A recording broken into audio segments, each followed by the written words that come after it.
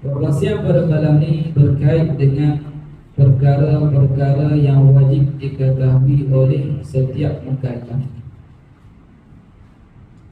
Ianya ilmu ataupun bab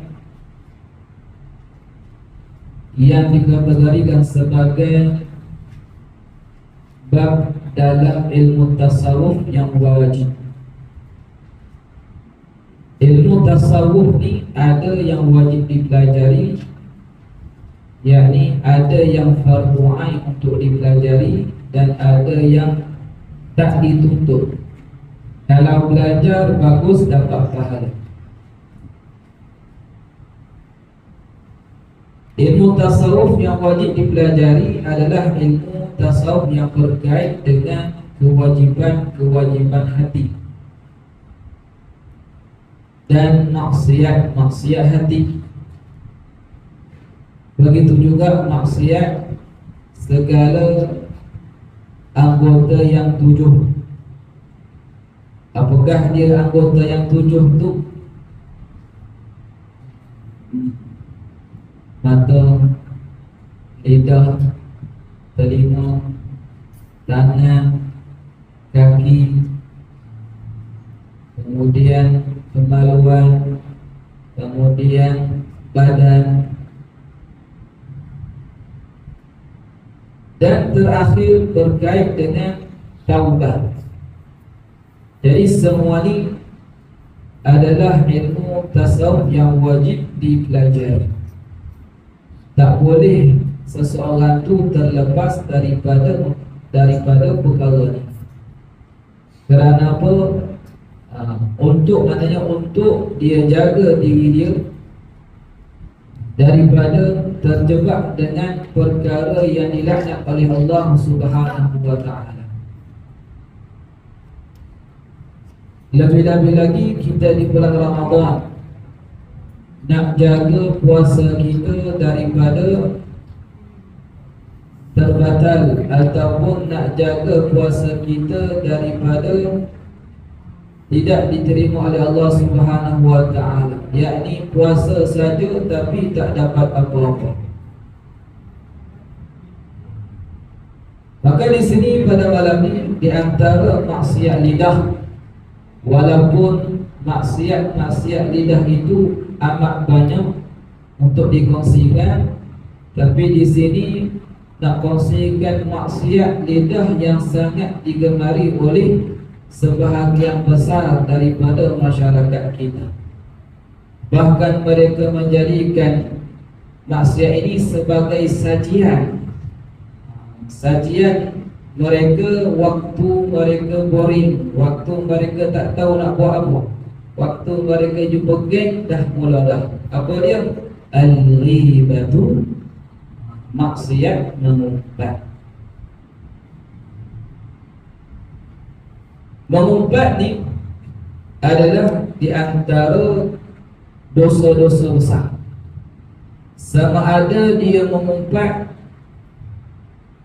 saudara muslimnya yang kecil ataupun yang dewasa, sama ada masih hidup ataupun telah meninggal dunia, dan dia menyebut perkara-perkara yang dibenci, yang tidak disukai oleh muslim tersebut.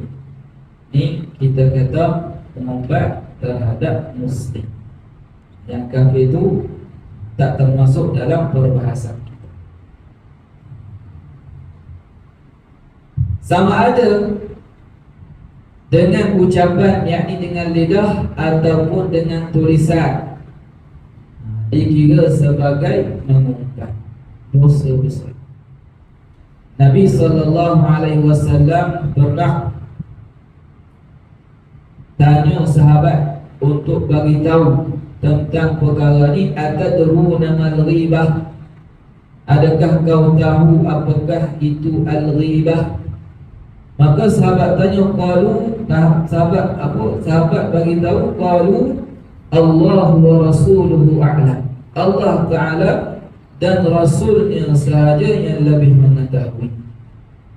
Kemudian Nabi kata zikruka akhaka bima yakrah. Mengumpat itu ialah engkau menyebut keaiban, menyebut kekurangan saudara engkau yang muslim. Bila mana mereka tahu, mereka pasti marah, mereka pasti tak suka. Kalaulah dia tahu yang mana engkau cakap, engkau sembang tentang perihal dia. Kemudian salah seorang sahabat Nabi, dia nak tanya, nak kepastian.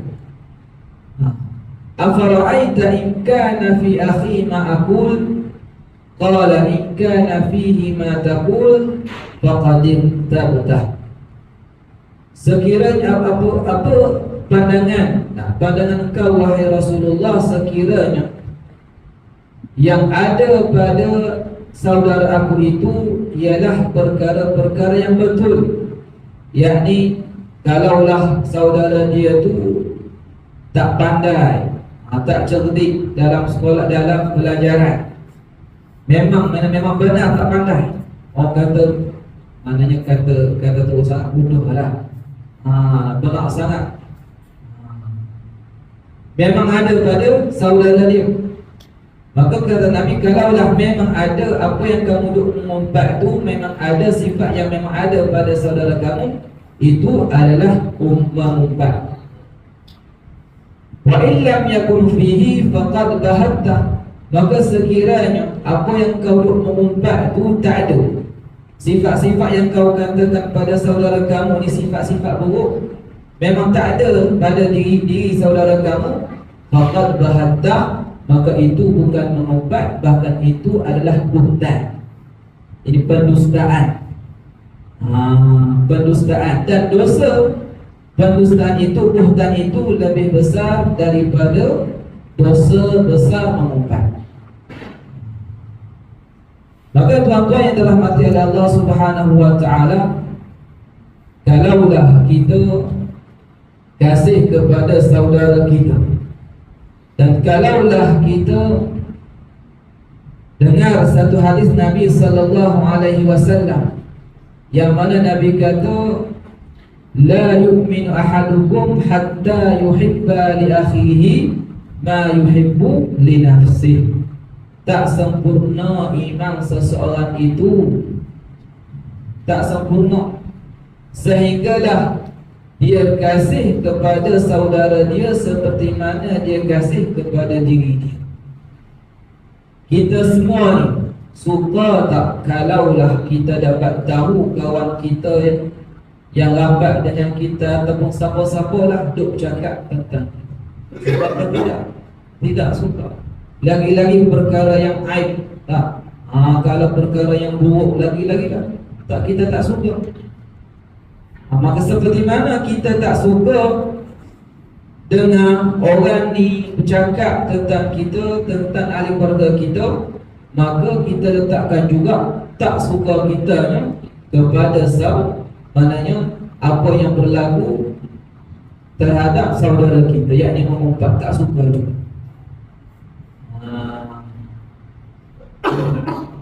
Dan dosa mengumpat ni dalam bulan puasa tidak membatalkan puasa. Ada satu hadis yang mana hadis tersebut tidak ada asal padanya, yakni hadis yang maudhu', yang direkakan, yang mana dalam hadis itu dia kata Nabi SAW bagi tahu 5 perkara yang membatalkan puasa. Dia kata apa? Pandangan an-nadhratu al-muharramatu, melihat kepada perkara-perkara yang diharamkan. Yang kedua dia kata an-namimah, mengadu domba. Yang ketiga dia kata al-ghibatu, mengumpat. Yang keempat dia kata al-qiblatu, yakni mencium isteri. Yang kelima, saya lupa, minta cari sendiri. Lupa yang kelima ni. Tapi nak bagi tahu, kelima-lima ni Apa yang disebut itu bukan dalam hadis yang sebenar, bahkan hadis yang palsu. Walaupun kelima-lima ni tidak membatalkan puasa, tidak membatalkan puasa, maknanya maksud sebenarnya tidak membatalkan puasa, tapi ada di antaranya membatalkan pahala puasa. Contohnya an-namimah, mengadu domba, seperti mengadu domba, membatalkan pahala puasa. Tak membatalkan puasa ni membatalkan, menghalang daripada mendapatkan pahala puasa. Jadi menghapuskan pahala puasa mula-mula. Begitu juga dengan mengumpat. Letih kan, rugi orang ni. Siang hari dia tak makan apa, tak buka apa-apa, tak makan apa-apa. Tapi siang hari duk sembang, duk mengumpat, kenyang dengan mengumpat. Tak ada kerja lain, tak ada cakap pasal lain, asyik mengumpat. Sebab apa? Sebab dia kata, Ustaz, kalau sembang pada lain mengantuk. Nak jadi malas, tak semangat. Kalau cakap pasal tu imam ni memang cekar, mata boleh celik luas kan. Ada seorang sahabat saya, dia tanya hukum lah. Saya tetap kata hak ikhlaslah juga, walaupun dalam keadaan tersebut.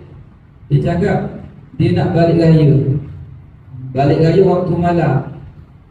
Kemudian waktu malam ni memang mengantuk, dia tak sempat nak rehat. Dia dengan adik-beradik dia minum kopi, Nescafe, segalanya tak boleh. Duk cubit ni tak boleh. Lalu sekali dia buat apa? Dia mengumpat daripada mana lah? Daripada Gua Musang sampailah Tungkat tu. Tak perlu kopi Nescafe apa, memang segar mata. Dia tanya apa hukum ni? Sebab kalau tak minum, kalau tak buat, ngantuk, takut terlanggar, aksiden. Dosa juga, haram juga. Berhentilah dulu di RNR tu, rehat dulu. Tak ada rukhsah untuk mengumpat. Melainkan mengumpat yang dibolehkan oleh ulama kita ada 1, 2, 3, 4, 5, 6 seterusnya. 6 keadaan boleh mengumpat. Kalau berada dalam keadaan 6 situasi ini, mengumpatlah banyak, tak berdosa.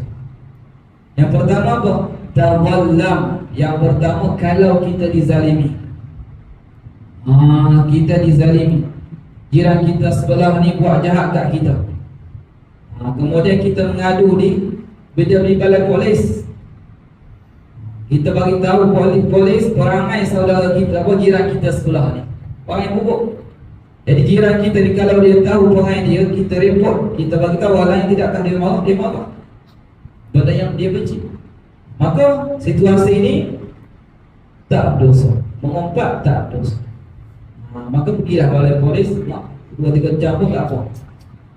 Nak cakap pasal dia yang dia zalimi kita. Yang kedua, situasi minta tolong. Wasta'in, minta tolong. Minta tolong dengan orang lain. Contoh sahabat kita, jiran kita ni malas solat. Dan kita tahu kalaulah kita suruh dia, dia tak nak terima nasihat kita. Dan kita tahu bahawasanya, dan kita juga tahu bahawasanya dia akan terima nasihat daripada orang lain. Kita tahu orang ni dia dapat menerima nasihat dengan simpulan-simpulan. Maka kita jumpa orang tu, kita bagi tahu dia, jiran aku ni kau kenal kan, dia ni malas solat, dia sangat solat, aku tak selesa. Ni bukan masalah jaga, orang kata menjaga tepikan orang, bukan.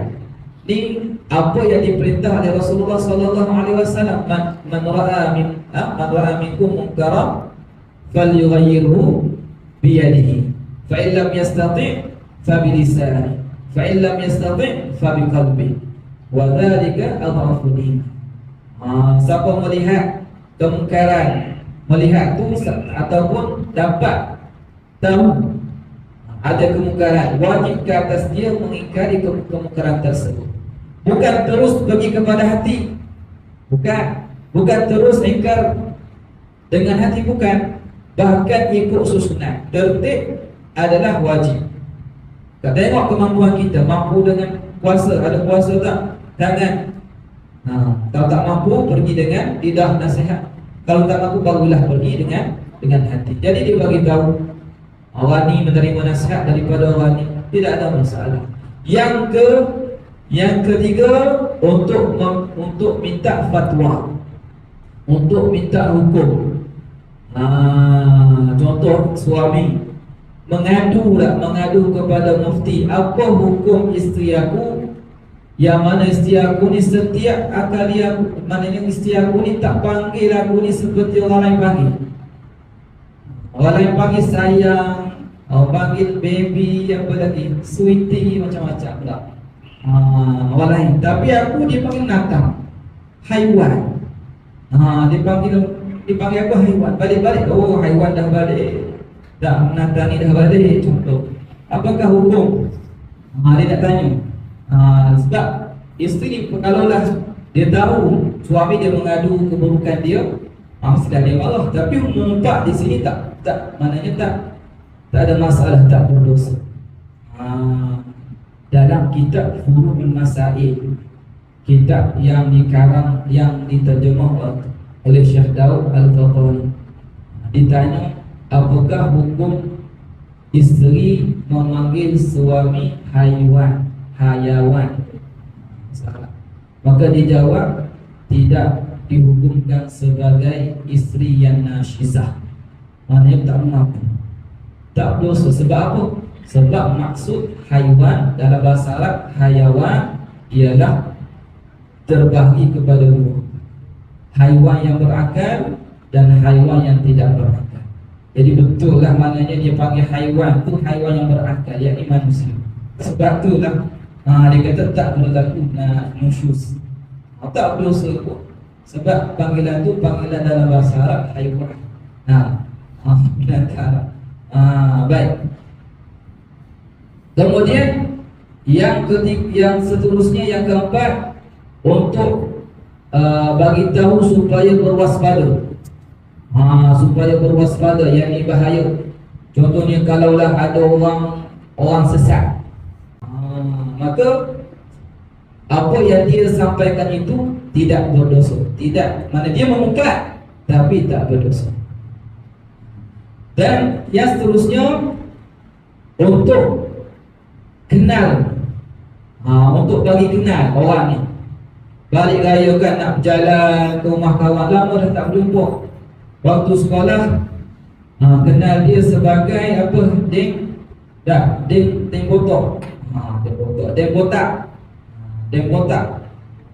Dan Deng ni dia tahu bahawasanya kalau lah orang panggil dia botak, dia marah. Ataupun dia buruk lah, muka buruk, macam-macam lah. Jadi dia nak pergi raya. Di kampung dia tu banyak Deng. Banyak Deng. Jadi dia nak kenal, dia nak sampai ke rumah dia tu macam mana? Bila disebut Deng, orang tanya Deng mana? Orang tanya ada Deng, ada Deng Bodong, Deng apa, Deng Wompong, macam-macam. Jadi dia sebut, aku nak pergi rumah Deng ni, Deng mana? Deng botak. Oh, Deng botak sebelah sana, straight ke kanan. Maka untuk kenal, untuk bagi kenal, tidak ada, tidak berdosa. Dia hukum mana dinamakan mengumpat tapi tidak berdosa. Dan yang setelah sekali, orang yang menzahirkan kefasikan dia. Dia menzahirkan dia Muslim, tapi dia zahirkan kefasikan dia. Dia zahirkan dia tak solat. Maknanya bagi dia biasa tak solat. Dan juga bagi dia biasa minum arak di hadapan orang ramai. Maka orang seperti ini kita nak sembah pasal dia tak ada masalah. Empat pasal dia tidak ada masalah. Sebab apa? Sebab dia dah, bagi dia biasa. Maksiat seperti itu. Maka ingat ayat ni, 6 ni umpatan yang dibolehkan. Adapun yang awal tadi, tidak dibolehkan. Jadi tuan-tuan yang dirahmati oleh Allah Subhanahu wa taala, kita harap semua dapat jaga diri kita daripada maksiat tersebut, jaga lidah kita daripada maksiat tersebut, kerana Nabi sallallahu alaihi wasallam pernah beritahu, aktsaru khataaya bani Adam min lisanihi, banyaknya dosa anak Adam itu puncanya daripada lidah. Puncanya daripada lidah. Wallahu subhanahu wa ta'ala a'lam wa ahkam. Barakallahu fikum wa ahsanallahu ilaikum. Assalamualaikum warahmatullahi ta'ala wabarakatuh. Dan 3 kali dan Assalamualaikum warahmatullahi wabarakatuh.